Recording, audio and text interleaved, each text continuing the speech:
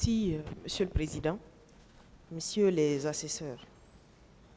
Monsieur Diawara, Monsieur Moussa Tchegboro Kamara avait le pouvoir de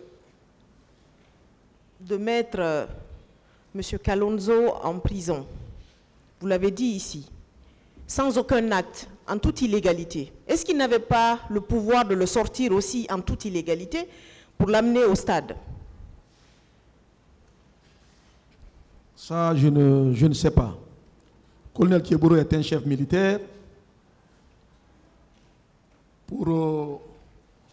Il peut mettre n'importe quel militaire sous son commandement qui enfreindrait le règlement du service dans l'armée.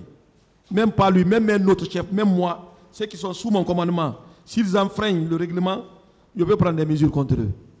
Oui, mais vous savez, les mesures contre lui, il s'agissait d'une question de sous, d'argent. Ce n'était pas visiblement l'argent du contribuable qui allait dans les caisses de l'État, ça allait dans les poches de M. Moussa Tchegboro Kamara. Donc les actes qu'il avait posés, c'était à son propre profit. Vous dites donc que, dans ce cas, qu'il a agi en toute légalité s'il l'a mis là-bas. D'après le commentaire que vous venez de faire, M. Diawara. Qu'est-ce qu'on peut conclure? Vu que vous dites qu'il avait le pouvoir de mettre quiconque là-bas s'il enfreignait au règlement, sans aucun acte, sans aucun papier. Moi, j'estime que c'est de l'illégalité. Vous estimez que ça, c'est légal? Je veux qu'on se comprenne.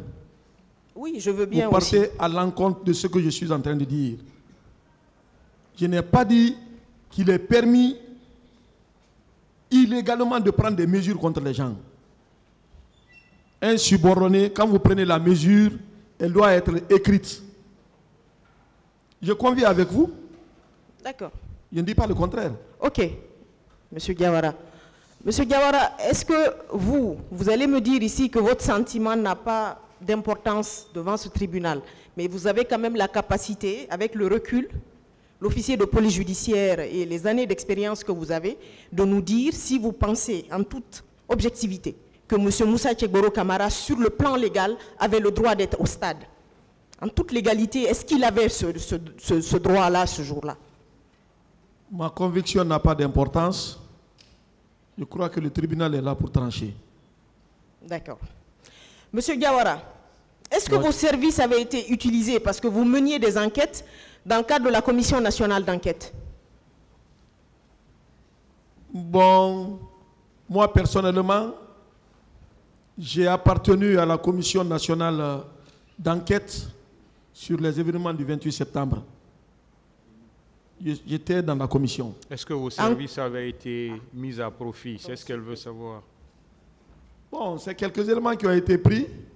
En l'occurrence, le colonel Monachir, je crois le colonel Morley, Monachir et moi, c'est nous qui avions appartenu à la commission.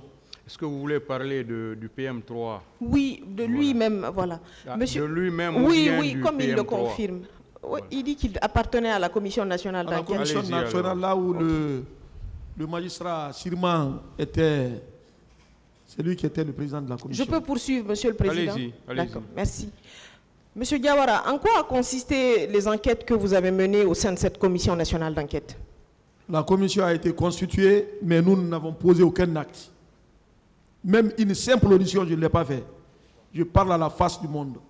Pour quelle raison? Parce qu'il y a eu un rapport. Rien. Vous aviez votre nom dans la commission. C'est quand même curieux que vous n'ayez posé aucun acte. Oui, mais si les gens étaient désignés, les gens sont désignés pour appartenir à des cellules ou à des trucs de travaux, si je ne suis pas dedans. Est-ce que vous avez bénéficié des primes? J'ai bénéficié de 3 millions de primes. 3 millions de primes pour combien de temps? Comme tous les policiers et gendarmes qui étaient dans la commission. Mais pourquoi, quand on vous a posé la question ici de savoir que si vous savez quelque chose des événements, pourquoi vous n'avez pas au prime abord donné cette information? Non, je ne parle pas de ça parce que je n'ai rien posé comme acte. Je ne sais rien de ça. Vous n'avez même pas eu une copie du rapport? Et rien. D'accord. J'étais lieutenant, je n'étais pas chef de service. Il y avait des hauts gradés devant moi, des colonels, des commandants, des commissaires divisionnaires. J'étais simple lieutenant. Oui, vous savez, hein, moi j'étais à la fac à l'époque des faits, mais je m'intéressais quand même au sort de mes concitoyens. Si j'avais posé un acte, j'aurais parlé de ça ici. Je n'ai rien à cacher. Monsieur le Président, je n'ai plus de questions. Merci. Je vous en prie. Merci. Monsieur Diawara. Maître. Alors,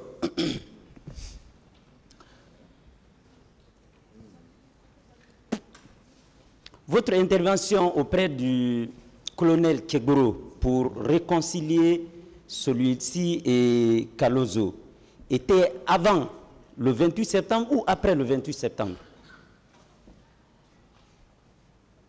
J'ai longuement parlé de ça.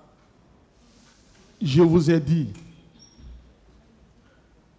c'est antérieur à ma nomination au PM3 au mois d'octobre comme commandant. La présence de Kalozo se situe entre le mois d'août et septembre 2009. Alors, si vous voulez savoir ça, c'est à partir de la nomination de Kalozo à FRIA comme conseiller militaire. Si on se situe sur ça, on saura quand est-ce qu'il a quitté le PM3. Non, écoutez, je n'ai pas demandé... Ce qu'il veut savoir, je vous aide là. Votre intervention entre les deux pour les mettre ensemble, à quel moment ça a eu lieu? C'est ce qu'il veut savoir. C'est ce que j'ai dit, Monsieur le Président. J'ai intervenu entre eux le lendemain, Kalozo a été envoyé à Chose Africa. Est-ce que vous pouvez situer ça dans le temps? Je ne peux pas. Mais en tout cas, c'est antérieur à ma nomination. D'accord. En fait, je veux être un peu plus précis. La date de la libération de Kalozo ne m'intéresse pas. Sa date précise de détention ne m'intéresse pas. Mais vous êtes intervenu pour que colonel Kegboro puisse reconsidérer sa position vis-à-vis de Kalozo. Cette intervention, c'était avant le 28 septembre ou après le 28 septembre? Ça, je ne sais pas. Je l'ai bien dit, je ne sais pas. Mais, mon colonel, vous êtes un officier. Même à l'époque. Une question, s'il vous plaît. D'accord. Je ne suis pas dit, je comprends. D'accord, il n'y a pas de problème. Écoutez, Général Baldé était passé à la barre ici.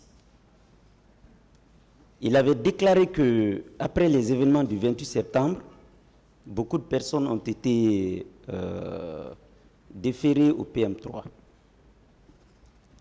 Moi personnellement, je le crois. Vous dites que personne n'avait été au PM3. Vous disposez quel élément matériel de preuves contraires à la déclaration du général Baldé? À ce que je sache, je l'ai bien dit. Il peut dire le contraire. À ce que je sache, même si le général Baldé était là, je n'allais pas changer ce que j'ai dit. C'est moi qui travaillais là-bas. Il le sait. Même si le général était présent, je réitérerai ce que je viens de dire là. Peut-être qu'il a plus d'éléments que moi, mais ce que je dis, je le maintiens. Je dis à ce que je sache. Peut-être qu'il a envoyé les gens à 1h du matin, à 0h, je ne sais pas.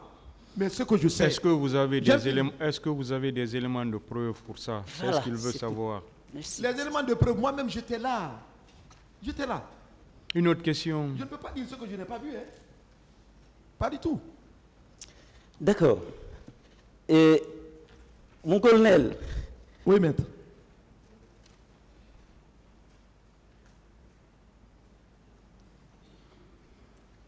Vous avez votre nom sur le rapport d'enquête nationale. Oui. Vous n'avez posé aucun acte. Oui. Vous le dites. Oui. Alors, est-ce que ça signifie que la commission n'a pas travaillé ou c'est vous qui n'avez pas travaillé? Bon, certainement c'est l'un des deux. Moi, je ne sais pas. Mais j'étais régulièrement présent. D'accord. J'étais ponctuel et assidu. L'un si je n'ai pas été commis à une tâche, ce n'est pas ma faute. Ce n'est pas de ma faute. Si la commission n'a pas travaillé, je ne sais pas. Ou bien ce n'est pas moi qui n'ai pas travaillé. J'étais subordonné aux gens. Tu ne peux pas venir dans un service, on te commet à une tâche et que tu ne fasses pas quelque chose. Ce n'est pas vrai. D'accord. En tout cas, je n'ai posé aucun acte. Et on ne m'a assigné à aucun acte. Aucune tâche. Très bien, nous sommes